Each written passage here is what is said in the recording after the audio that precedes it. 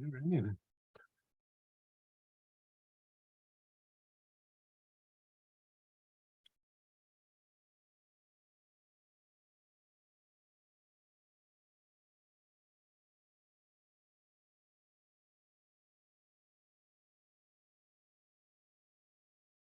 I hear nothing.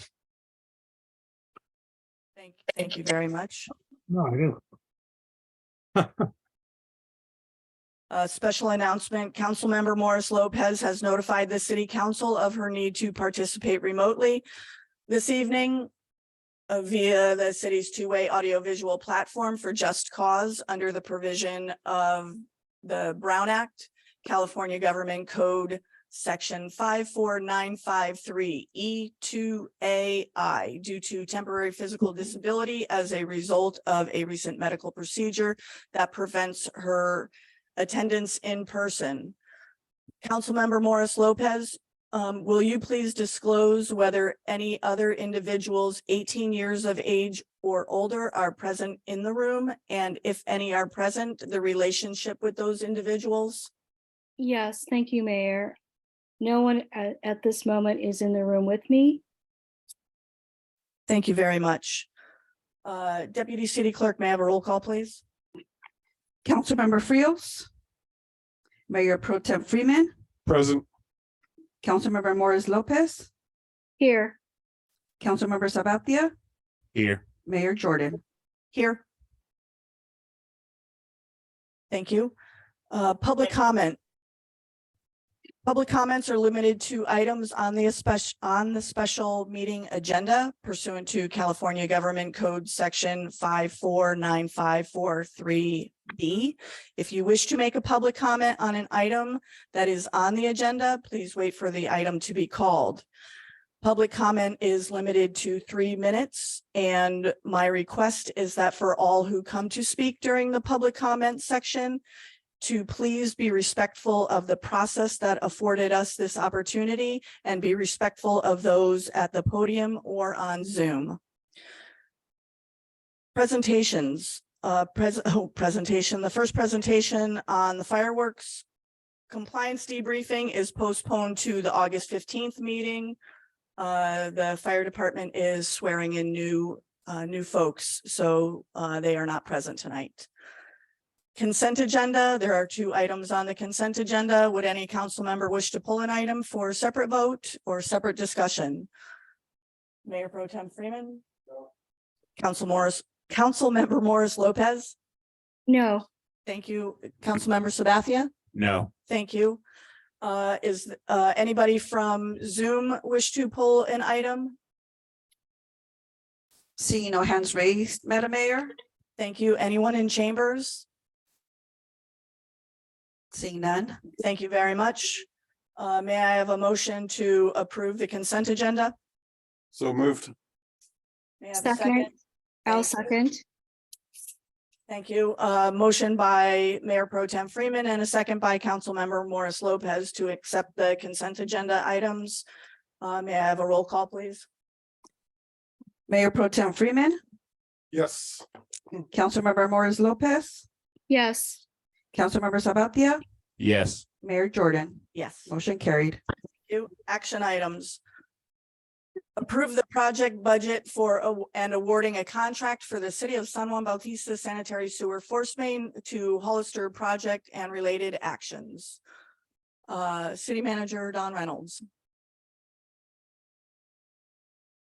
Thank you, Mayor, members of the City Council. It's with pleasure I bring forward tonight a very substantial project for the city, one that will initiate the construction of the compliance project and allow the city to move forward with a sewer project to Hollister and decommission its wastewater treatment plant. Something we've been working hard on for a long time and something we've been working hard on all week. There is a revised staff report in front of you, and it's a good thing. We have positive feedback from one of our funding sources. It's going to help us with our budget. So I'll allow others to get into more detail on that. Tonight we have with us the author of the report is our city engineer, Paul Greenway, and he'll be allowed to speak, and he has a few slides to share. and Bob Rathy can comment about the changes to the staff report, that would be great. But we're essentially looking at awarding the project tonight, possibly amending the budget at the meeting of August 15th, and then issuing a notice to proceed on this project August 17th. So that's the process in a nutshell. And with that, can we allow Paul to speak and present his slides?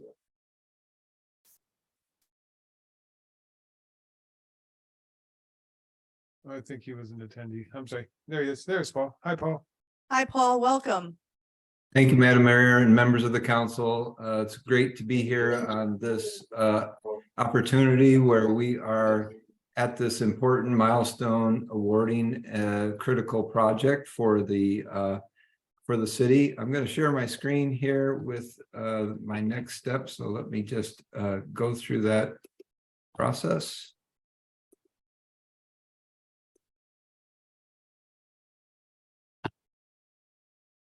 Okay, great. I think you now are seeing my screen. Is that, I just want to confirm. Yes, we are. Thank you. Awesome. Okay, so tonight we are awarding a contract for the city of San Juan Bautista sanitary sewer force main to Hollister project to specialty construction of San Luis Obispo, California, and taking certain other related actions.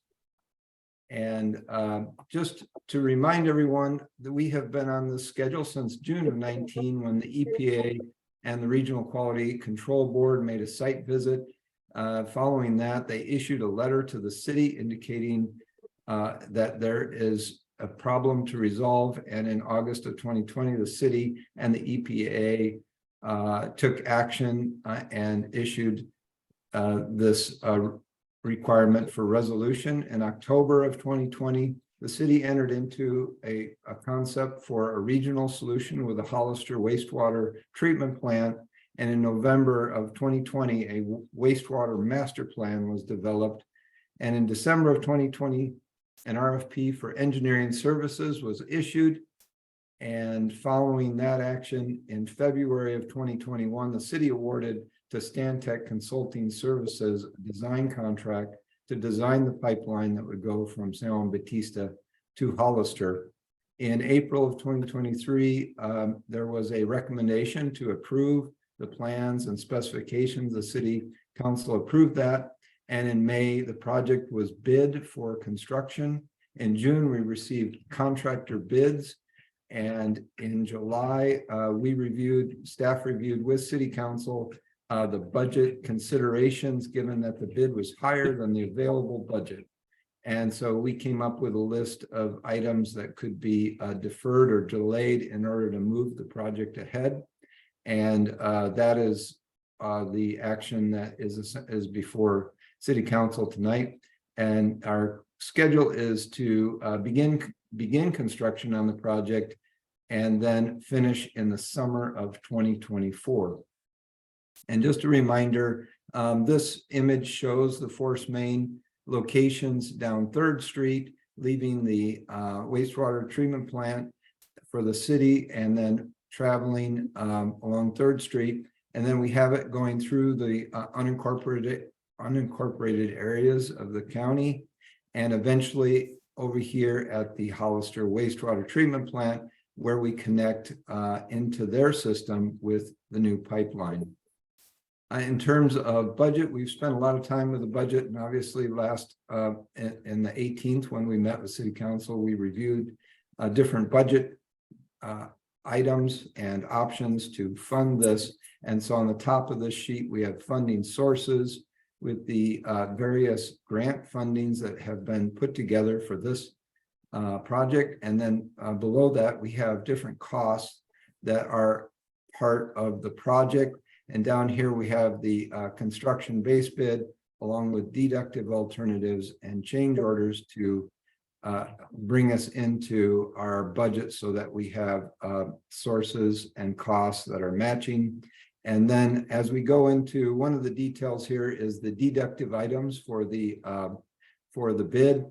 And last time we talked about these in our budget meeting, but we have removing some of the work or deferring, we're really deferring some of the work with the existing wet well, removing some of the demolition work with the filters and the UV disinfection equipment.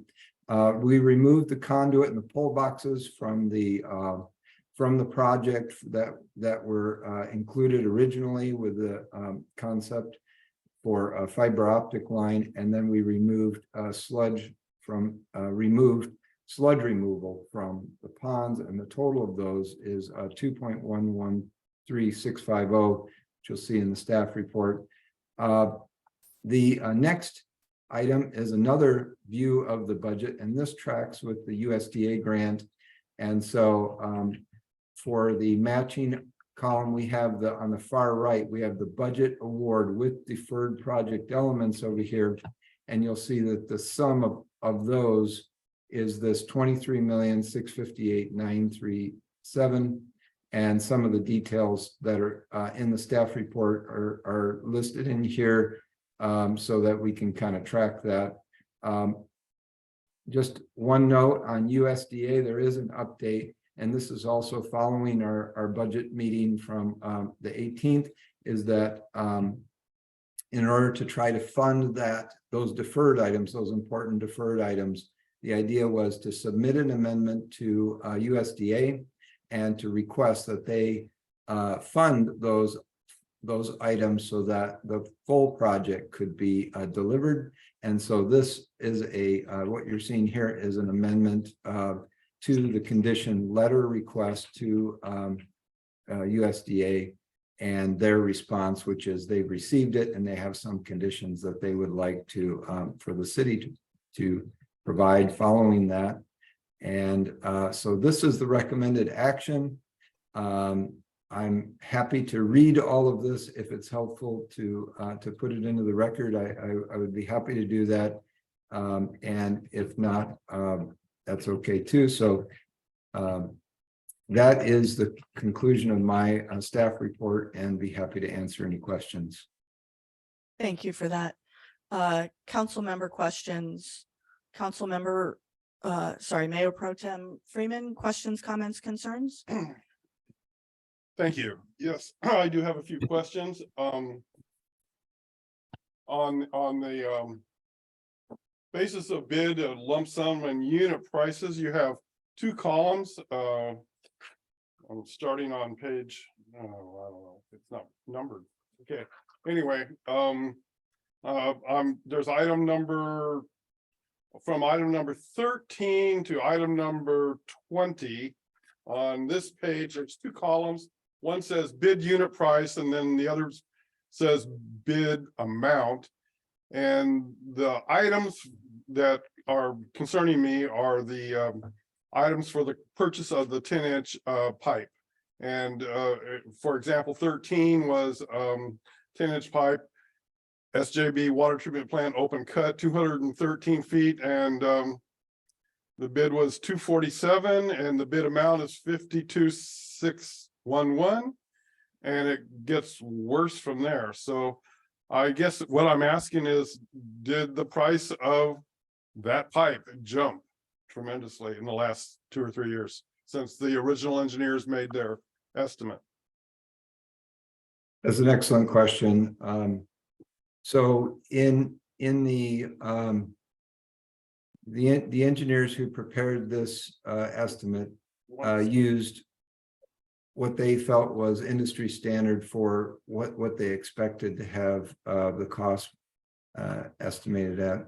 Oftentimes bidders, when they're preparing their bid, they look at the challenge in their own light and their own resources and their own the way that they prepare their bid. So what you have is the difference between the engineer's best guess, if you will, as opinion of probable estimate versus the real world, what the contractor is saying the cost will be. And what the engineer does is he takes the bids from the various contractors and he sifts through them after it's received, and he evaluates them to see if there's anything what would be a real shocker or real surprise, and then he evaluates them, and in your package, you'll see a letter from the engineer in the back, which is his evaluation of the bids, and he is recommending, based on his review, that Specialty Construction provided a valid bid. And I know that's not specific to your line 13, but that is the process that takes place. Okay, thank you. What I'm driving at is it seems to me that items 13, 14, 15, 16, 17, 18, 19, and 20 all refer to the cost of the pipe. And in each case, the estimate, the actual bid amount was double, sometimes quadruple, sometimes almost 10 times the amount. So I'm just asking, did the price of the pipe go up that much, and I guess the answer is yes, but Let me, I now that I've kind of narrowed in on your question, let me go ahead and open that page of the agenda so that I can kind of see it and speak to it a little bit more specifically. So on page, for example, on page 13, well, the page that I have is let me share the screen so that everybody can see what I'm looking at. That's hopefully.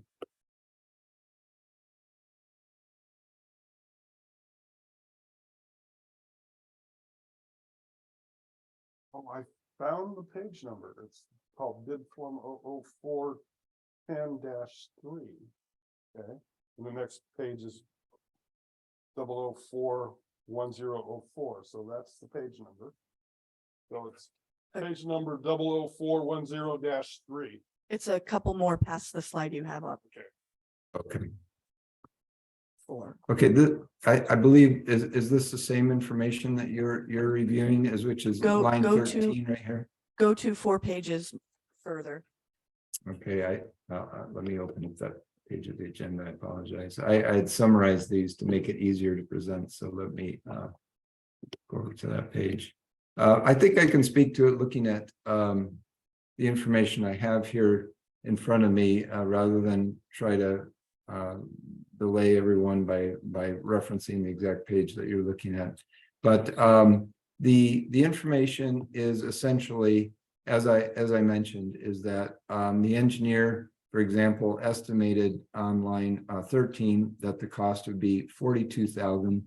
The Specialty Construction, it's a little bit small, but it looks like it was $52,000. And so those are representative of what he felt the costs were.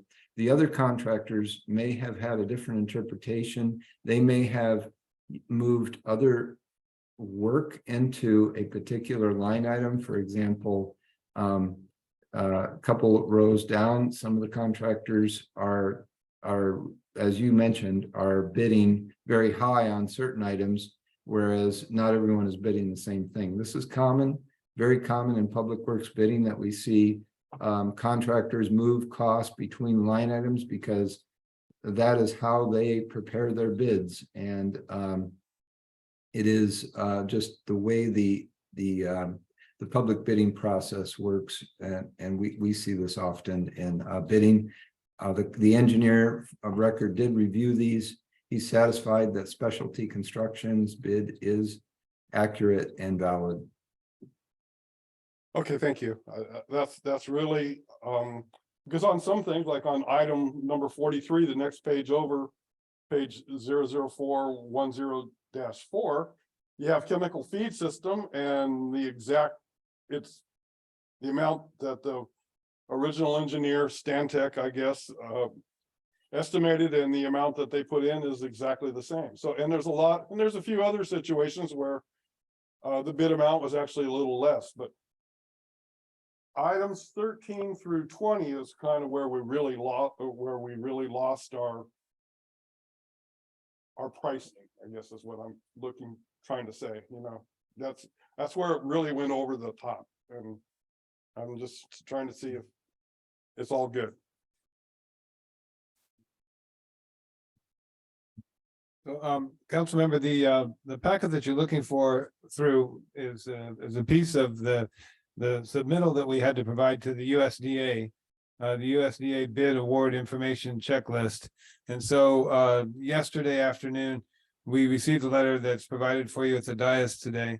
And that's the USDA's approval of the award of the bid to Specialty Construction. So they reviewed Stantec's analysis of the bid and they concur. Thank you. Thank you for that. Councilmember Morris Lopez, questions, comments, concerns? Thank you, Mayor. No, I do not have any comments or concerns at this time. Thank you, Councilmember Sabathia. The one comment and concern that I have is, I know that it was the letter that was received from, I don't know what alphabet soup, agency. I'm really bad with acronyms. USDA. Yeah, that one. USDA. That said they would accept and potentially, fund or help or whatever, but there would be some contingencies. What are those contingencies? What are they asking us to agree to? When we initially received the grant and loan award from the USDA, there was a 32-page list of conditions. That's the LOC they refer to, LOC. They have added simply a few more simple conditions that are administrative and procedurally related. So they're not a big burden on us. Furthermore, so instead of 32 pages, it's like 10 pages. And I have it here if you want me to share. Yeah, it'd be hard for me to, all in favor of moving this forward, but it's hard to agree to blind concessions when we don't know exactly what those are specifically. Right. It talks about having a sufficient debt service reserve. It talks about the requirements. Let's see, these are the original ones. Let me see. Hold on.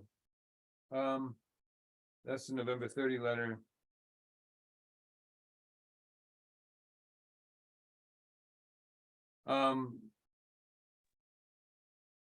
There's a certification of approval that had to be signed. There's a letter of intent to meet conditions that had to be signed. They were executed today. And as far as I can see, there were no new additions added to the 32 pages that we did before. So there's no financial impact to these new conditions. there's no financial impact. Sorry, I don't have this all came together like in the last. No, I get it. I understand this is happening very quickly. I'm trying to be just thorough in analysis of that. If there are no financial implications to those, additions, and if you're comfortable with them, I see we also have Dimitri's hand raised here. Then I don't have any other questions. Dimitri's been our liaison with the USDA, so. Yes, good evening. I just wanted to confirm that there are no additional conditions related to the letter for the additional grant that the USDA provided. So it's purely an administrative process that they have to go through. And it looks like they are very positive about being able to meet the entire gap for the project. It hasn't been awarded yet, but we're getting very, very positive signals from the USDA that the project will be fully funded. And we might be able to put the items that we've deferred back into the agreement sooner rather than later. And we'll probably be talking about it, in the next city council meeting. Thank you for that. I have no questions. Any questions from Zoom? Thank you. I'm sorry. Did you have any other further questions? You're good. Thank you. Zoom. No hands raised at this time, Madam Mayor. Thank you. Questions, comments, concerns, comments from chambers? Sorry. All right. Can you please make sure your microphone is on? Light. Green light? Hello. Thank you. Thank you. Okay, You have 3 minutes. Hi, welcome. thank you. I just have one quick question. I saw that the city will have to come up with $427,000 from the wastewater fund. what does that do to our wastewater fund? Because at the last meeting, I remember it was only about 500,000 in change. That's my question. Sure. Thank you. Sure. That number is in the budget now. And things have changed as we've looked at value engineering and we continue to pick and try and find savings in this budget. The city's direct contribution is anticipated to be $410,000, but not from the wastewater fund. It's from a block grant that we use for transportation projects. It would help to pay for asphalt and street repairs after we've dug our trench. So at this point, if the USDA lives up to their commitment made today, as Dimitri summarized, we would be, quote, fully funded and there wouldn't be anything coming out of the city's wastewater fund. Thank you. If I may just. Yeah, sure, go ahead. I see Dimitri has his hand up and also would like to respond to that question, I believe. Dimitri? Yes, that's correct. Yes. So the origin of that $400,000 number is that was before we received the letter from the USDA indicating that they may be able to provide the full gap funding. And that $400,000 item was the difference between the total cost of the project that we're asking the city council to approve and the funding sources that we've identified that are available and secured. Okay, and the city has already spent over $1 million on the project design, and the money that the city has expended will be reimbursed back to the city through the different grants and the funding sources that you see on that list. So the way that contribution would have worked if the USDA didn't come through with the funding was the city would have gotten a smaller reimbursement for the costs that have been incurred over the last several years. So as it stands right now, if the USDA does what they seem to be indicating that they should be able to do and fully fund the project, then the entire $1 million plus that the city has spent will be coming back to the city. The way the prior funding mechanism worked is instead of getting $1 million plus back, the city would get about 600,000 back, and the delta, that $400,000+ would be the city's contribution that has already been made, and that would remain as one of the funding sources for the project. With the USDA funding coming through, it seems like the city will be getting the entire amount of the funds spent to date reimbursed, and that contribution would go away. Does that make sense? Just to clarify, Dimitri, that we have been paying Stantec. That's where those expenses have come from to design the project since 2021, and we have been paying from the wastewater funds. So you're correct. That is absolutely correct. Yes. Thank you. Thank you. Thank you for that clarification. So this will be brought back, something will be brought back to the next council meeting about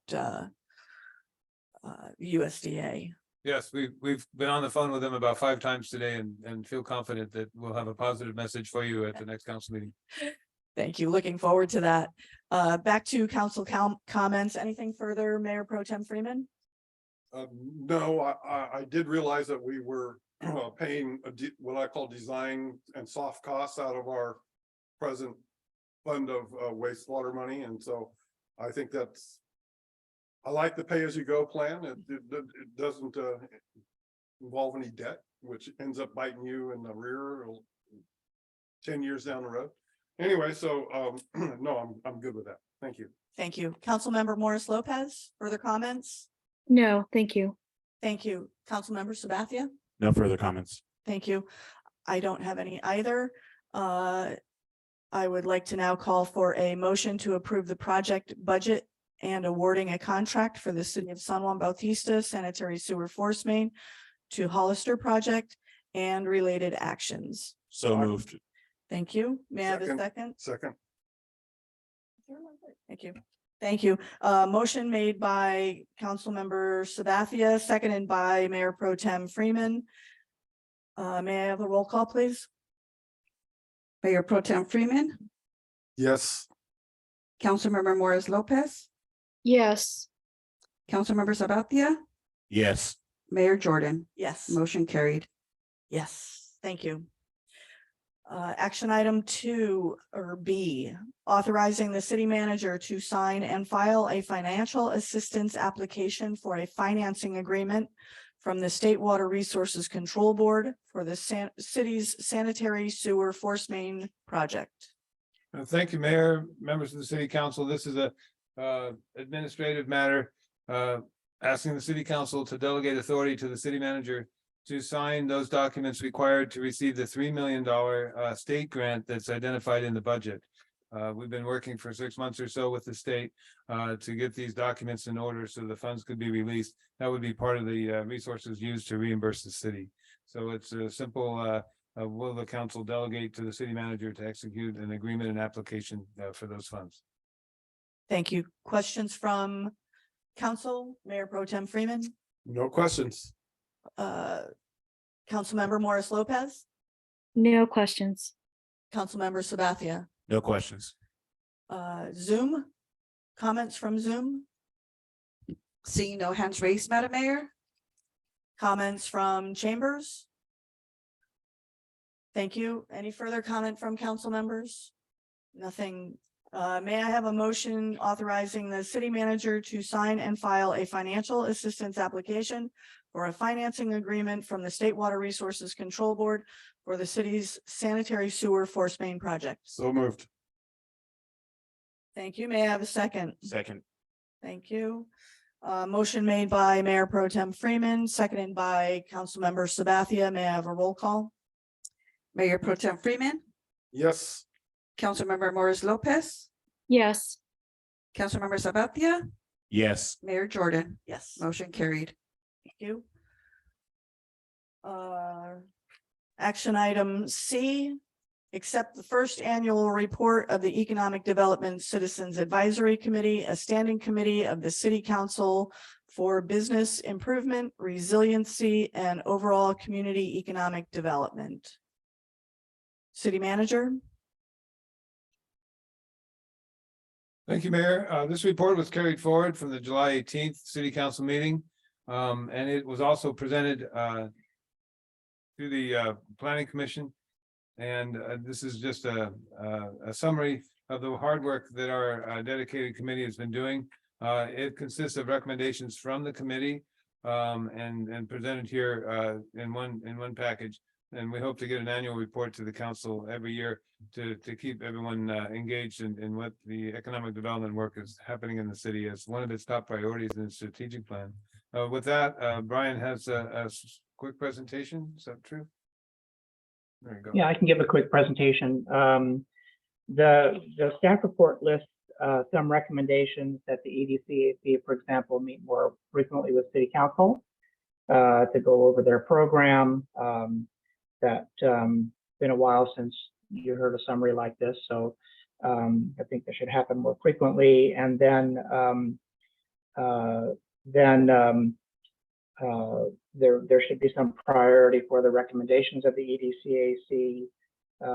The committee is going to continue to work to evolve relationships referenced in the 2023-24 budget, and then to reemphasize and confirm the structure of the committee itself to achieve the City Council's goals and objectives for economic development.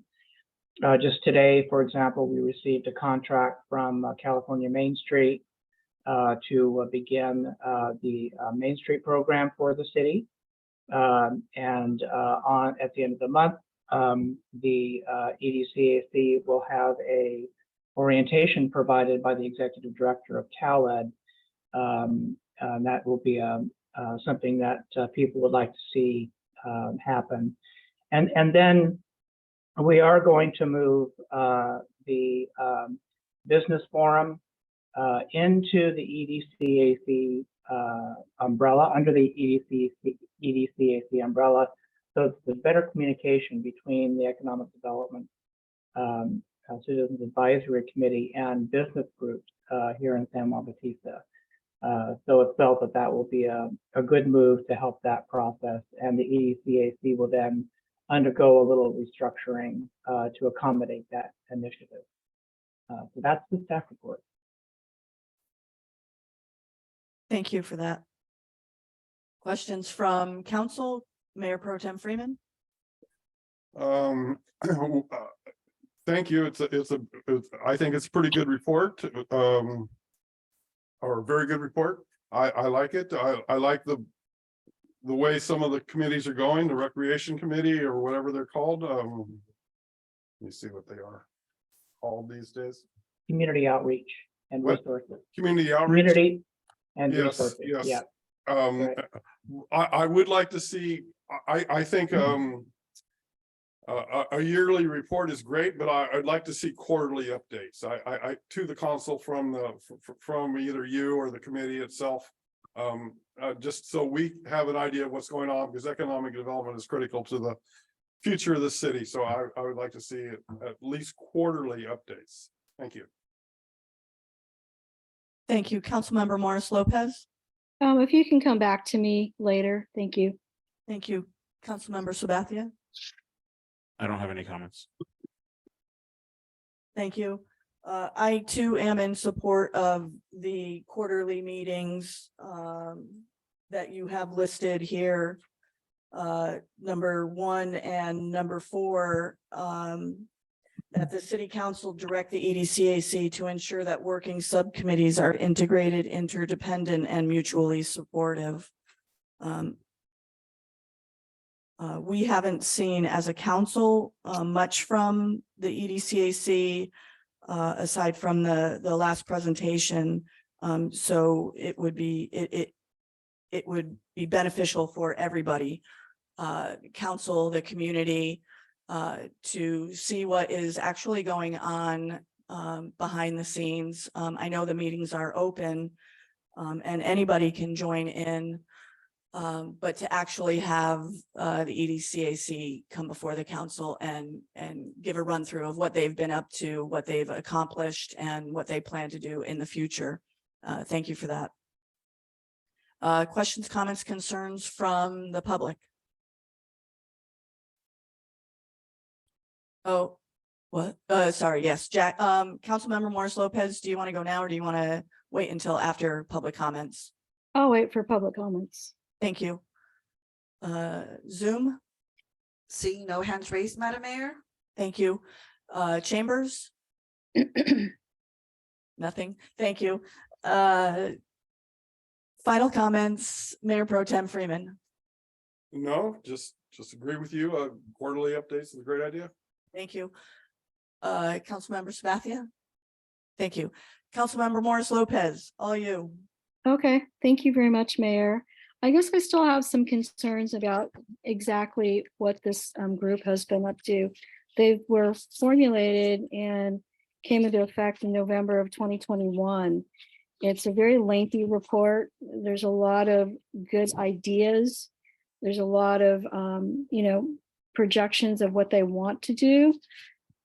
This was I don't think it's an annual report if they've been in effect a group since 2021 November. So it's almost going on 2 years. And I don't really recall what exactly has been done in terms of action. I think that we do need, if we are going to be endorsing this group, and in the report, it alluded to perhaps having funding. We need to have, I think, more involvement and a closer look as to what is going on with the subcommittees and what actually is the production and actions that are being taken. As I've said before, and I've been very vocal in the past, that we've recently lost some very critical businesses on our 3rd Street business area, Main Street. And for me, in this packet, it's a very lengthy report, and I've read it a couple times. Part of their goal is to retain and attract businesses. So I have to wonder, where were they when this occurrence happened? We lost a brewery, we've lost a couple of shops. We have some shops that are now still shuttered. So for me, I want accountability as to what this group is doing. The other thing that I have concerns about is that the overreaching, which Mr. Fauch just referred to, and also in the report, is request or the umbrella of other groups and asking for them to report to them. I think the one group that I recall that was in the report they referred to was the former group that was the San Juan Bautista Committee. They actually came to us in May, and I do have the report here and presented to us as City Council back on May 16th at our meeting, their report, their annual report, and their action items and what they've been up to. So I feel like I'm quite confused as to how we are going to now put that group underneath the umbrella of this group. And I also have some concerns still about the constituency of the membership. And I'd like to bring that up at the next City Council meeting. I have some strong opinions about that. So I really, that's what I have to say about this report. A lot of ideas, but for almost 2 years, there's been a lot of meetings. I've attended as an observant, but it just doesn't seem like there's boots on the ground yet. I know they came back from a conference in Southern California. They were very energized. They're working with, talking to people in the county, people over the state. But once again, we are a small town, and sometimes you can get lost in the weeds with just trying to gather way too much information, and nothing seems to kind of formulate, and it may not fit what we are. So I caution, I have to take caution with that approach to just, remember who we are, what we want, and where we want to go. And I just feel like it's a very comprehensive report with a lot of ideas, but I haven't seen a lot of action. Thank you. Thank you.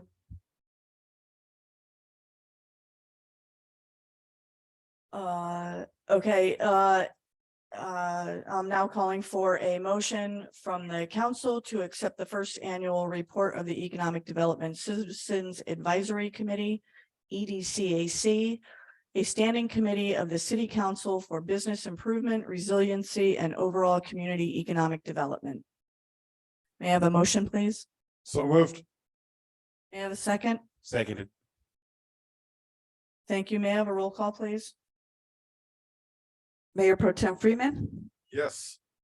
Councilmember Morris Lopez, No, and I will qualify my no vote. I cannot accept this report when in the language of the report, they're requiring an umbrella agency or group over other committees in town and asking them to report to them as to their finances and their activities. So therefore, I cannot accept the report. Councilmember Sabathia, Yes. Mayor Jordan, Yes, motion carried. thank you.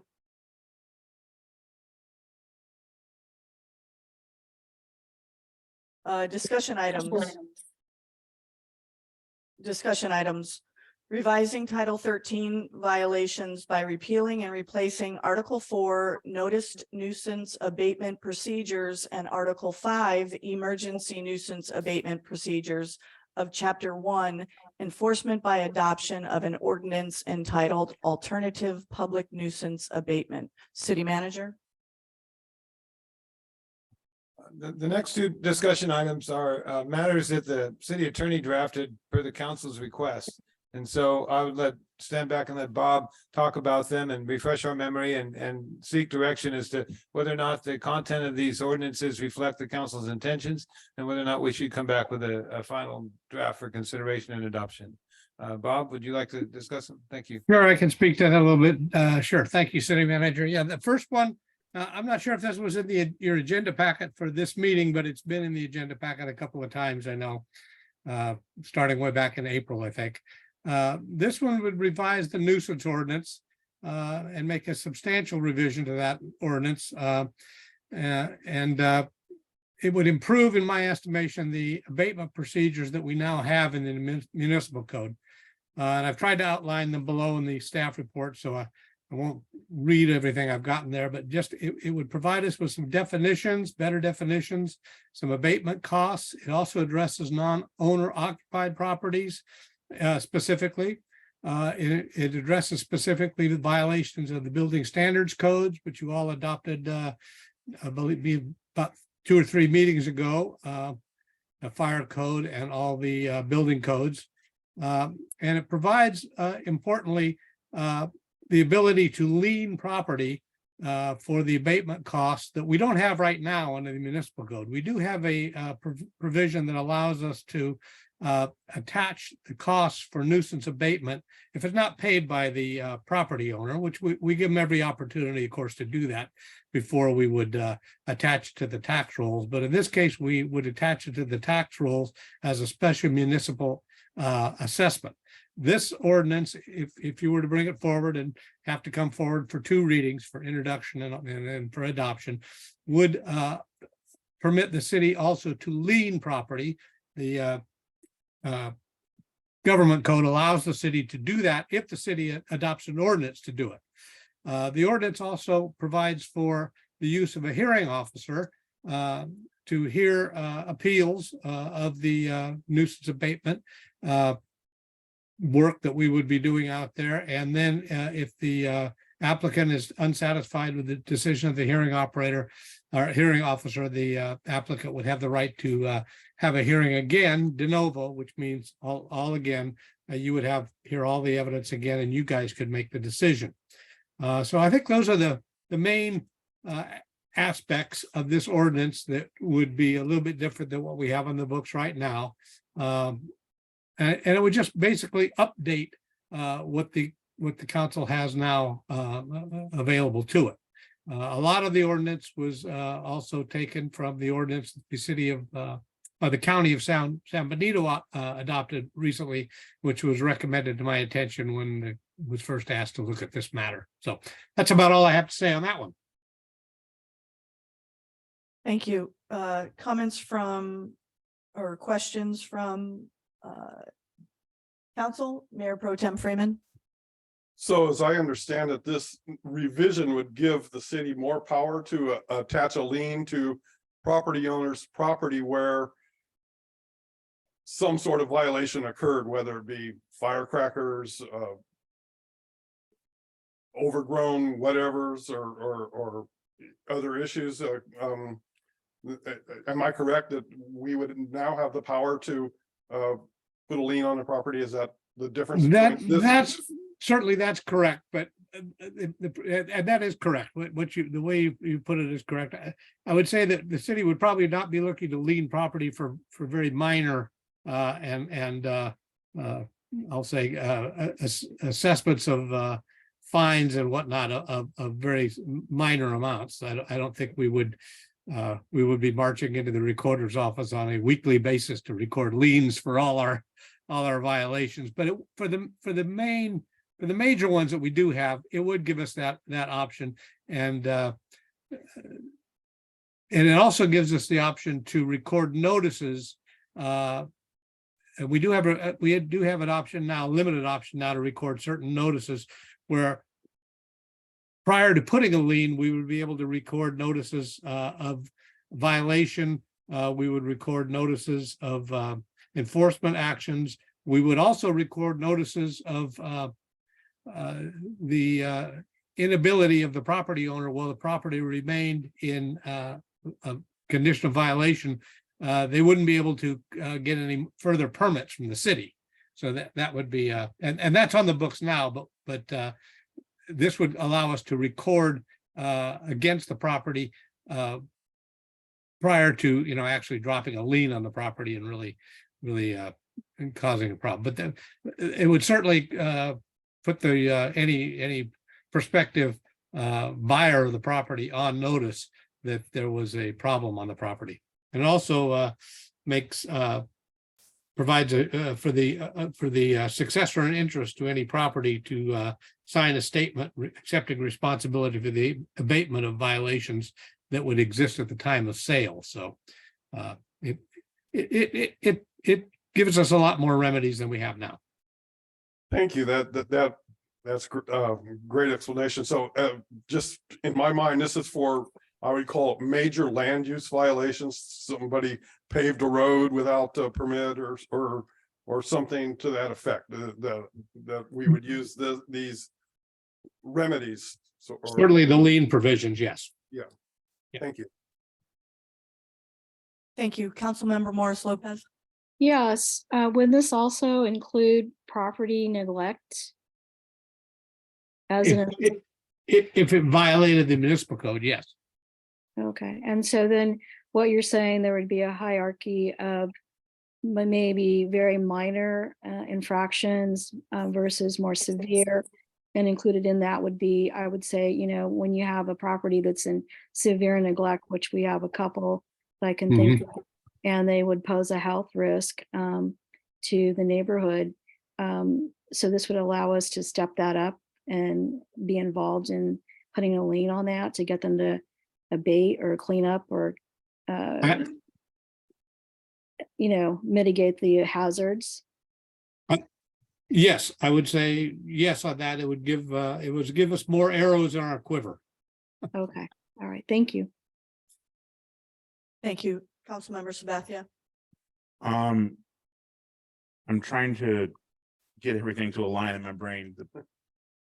Is this subject also to do with the ability of the city to allow businesses to operate their properties in ways that we were previously inflexible to? No, this would not address the issue of outdoor businesses that I know the Planning Commission and the council was wrestling with. That would have to be addressed separately, but this would provide an enforcement mechanism for the current provisions of the municipal code and any future provision of the municipal code that the council might choose to adopt. So it would not address that specific issue, though. Okay, Yeah, and Brian could speak to that a little bit. I think I know he's working on that one. yeah, struggling to put words to this, but I'm confused as to how this came so quickly when the issue I was speaking about was previously, we had some importance on that, but we had expressed an interest to be a little less, for lack of a better term, authoritarian, and this seemed more about strict enforcement. Yeah, I think actually this one predated that particular issue. It just got, it kept getting pushed off the agenda. Okay. If that's the case, I don't have any questions about it. Thank you. Just a couple of follow-up questions. You stated that part of the ordinance would include a hearing before a hearing officer for appeals, and then it would go to the council if it were further appealed. Yes, that's correct. It could, yes. Has it ever gone, have any ordinances ever just gone before council? I know that we have heard items before and rendered decisions. There were two that come to mind. One was a property across the freeway, and can't remember what the other property was off the top of my head. I remember Casa Rosa coming forward, but that was strictly an appeal of the planning commission decision that would be naturally then appealed to the council. It wasn't a code enforcement issue or a nuisance property. I don't recall a nuisance property coming forward on appeal. With the exception of the property on San Juan Hollister Road. So was that property, did that go before, or it was never written into an ordinance that it would come before the city manager first, or whomever, the hearing officer? That's an example of how cumbersome the current process is. Okay. And how much simpler and faster and effective this process would be. So this is to make that more effective and more efficient. Okay. That's the way I see this, Bob. Yeah. But- I think that's correct. And generally, Mayor, generally, it's better if administratively, if there's a and in some cases, the city manager, delegated to act as the hearing officer. But, the city manager's got a lot on his plate, and sometimes it is better to have a hearing at a lower level, and then, keeping the council out of it. And then if there's an appeal, then bring it up before the council before, something could end up in the Superior Court. But at least this would give the council a chance to hear the matter de novo, in other words, as if it was new, and make sure that it was done according to the council's wishes. So in my opinion, it's good to have that appeal ability Understood. before the city, before it goes to court. Understood. And that will be part of the ordinance to write that in? It's in there, yeah. Okay, perfect. My apologies for giving one more thing on your plate. That was a misstep. I meant to say hearing officer.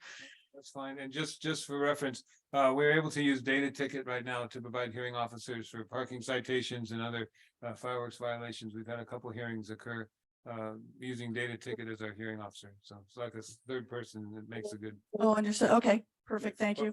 And then we talked about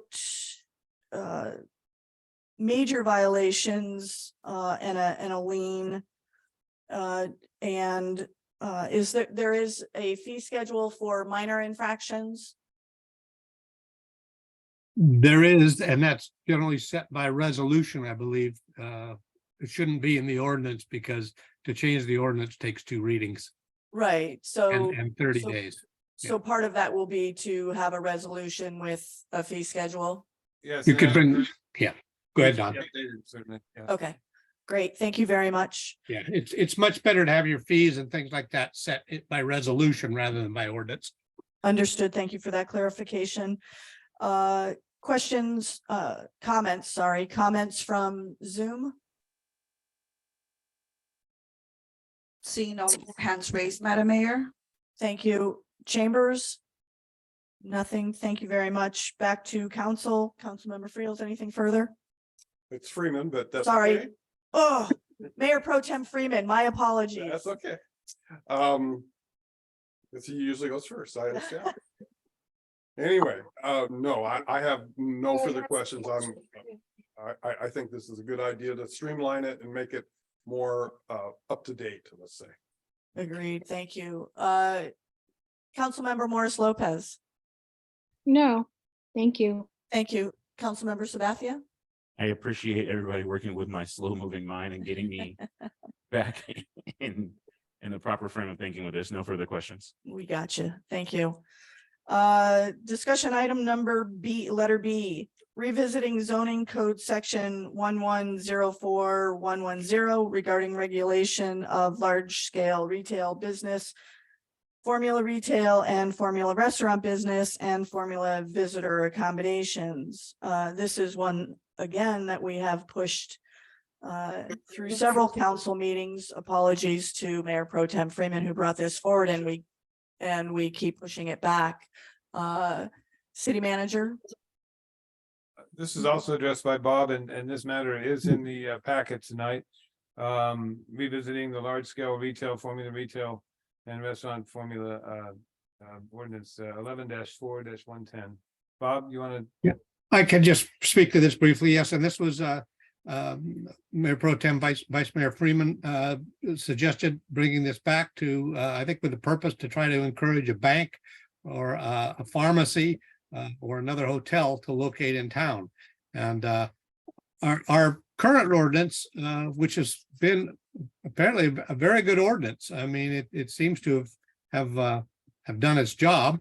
But this ordinance would replace that. However, it augments it. It doesn't necessarily change it. For instance, it keeps the same findings that are now required under the existing ordinance for a use permit for any sort of a business that would fall within this formula type of business. It provides some additional definitions of what a formula business is. It provides a purpose for why we're regulating businesses.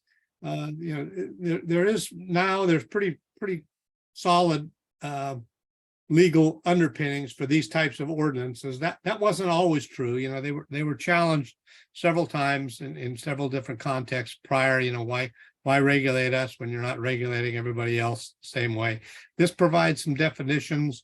It provides some little more meat on the bones, I'll say, to our current ordinance. It does exclude the current ordinance does include visitor serving accommodations, hotels, essentially. And it does exclude those from the definition. It would allow a pharmacy, say a standalone pharmacy, to not fall under the definition of a formula business if it was not located, say, in a Target or something like that, or a big store like that. That would still fall under large scale retail. So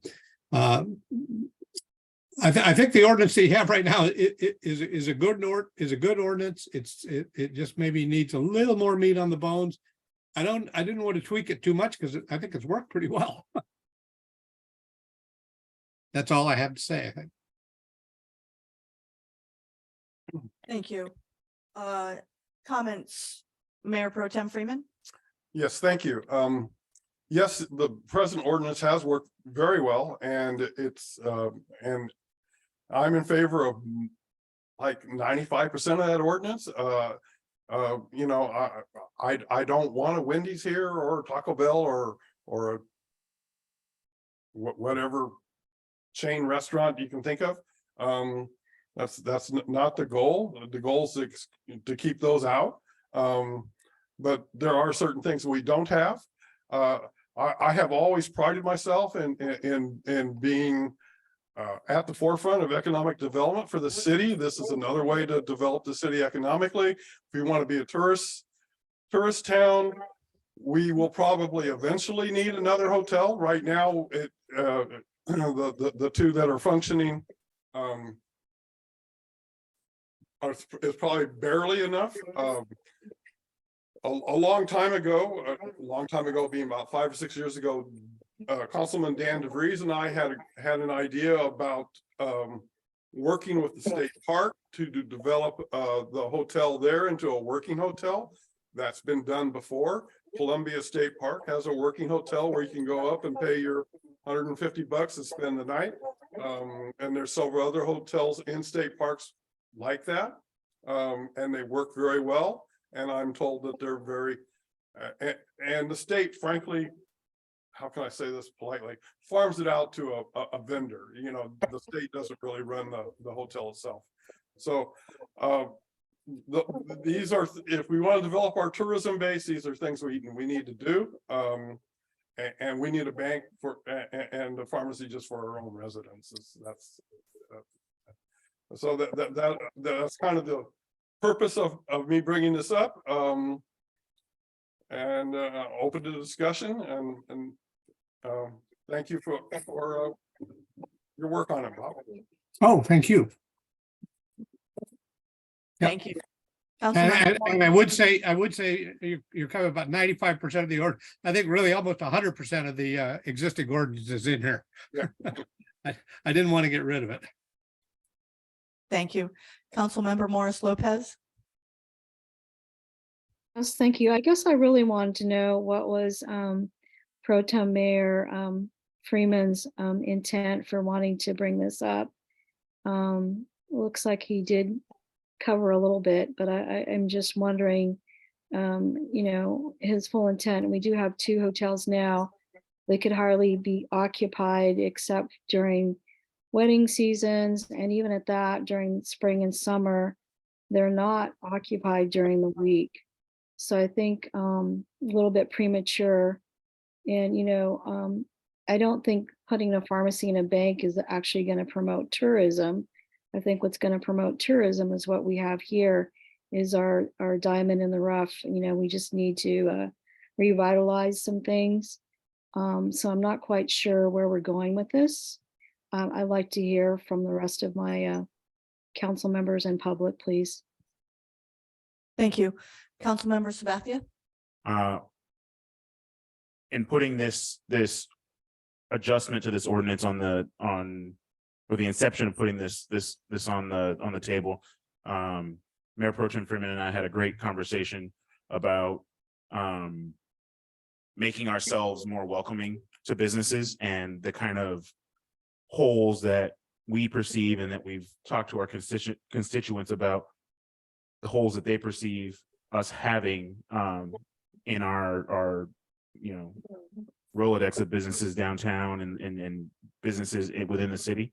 And so I am still in favor of us putting on that, even if it's just to pin here and, amending this ordinance while still keeping, like the Attorney Raffy says, all of the original intent, but adding a little bit more welcoming language for some of the holes that we may have. I'm all in favor of that in terms of trying to add a little bit of a boost to our economic situation here in town. So I would welcome a pharmacy, a bank, or some other business. Thank you. Thank you for that.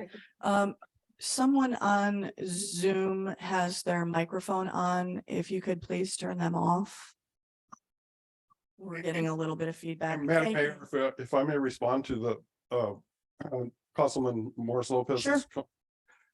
My intent is economic development that we were just talking about 10 minutes ago, Jackie. It is economic development. We've tried it the old way, the San Juan way, for as long as I've been here, and it's getting harder and harder for those businesses to survive. You so accurately pointed out that several businesses have left, and the way to solve that problem is to get more people walking around, and that would mean bringing in more tourists, and also occasionally more businesses that can be in downtown. The type of businesses I'm referring to are like Waltz creative design firms, accountant firms, maybe even a law firm, but that's they like to be near the courthouse. Other types of financial interest firms, stockbrokers, things like that, that can employ, between 5 and 20 people, and those 5 and 20 people can get out at lunch and go have lunch at any number of our fine restaurants and shop in any of those stores at that time. You get more people here in town, you're going to have a more successful downtown. Thank you. Thank you. I like that EJ's said, add a little bit more welcoming language. It seems that over the past couple of years, with the ending of COVID, we have not been as welcoming as we could be. And in fact, we've dropped the ball a little bit. So to have more nice stuff, fluff, pretty stuff. Thank you for that. Zoom, did we already go to Zoom on this? Zoom? Seeing no hands raised, Madam Mayor. Thank you. Chambers? Thank you. Back to the council, Mayor Pro Tem Freeman? No further comments. Thank you. Councilmember Morris Lopez? No further comments. Thank you. Councilmember Sabathia? I got nothing else. Thank you. I'd like to see the actual language.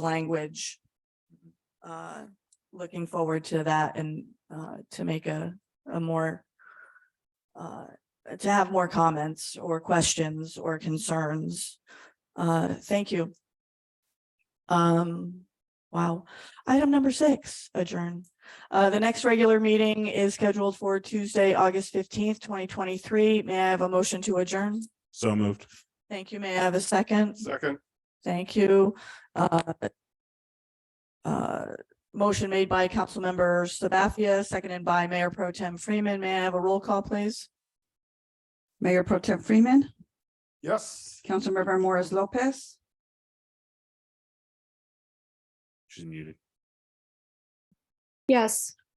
Thank you. Councilmember Sabathia, Yes. Mayor Jordan. Yes, it is 7:11, meeting adjourned. Feel better, Jackie. Thank you very much. Thank you, everybody. Have a good one. Thank you, everyone. Take care. Bye-bye. Thank you. Have a good evening. Are we muted in chambers? No.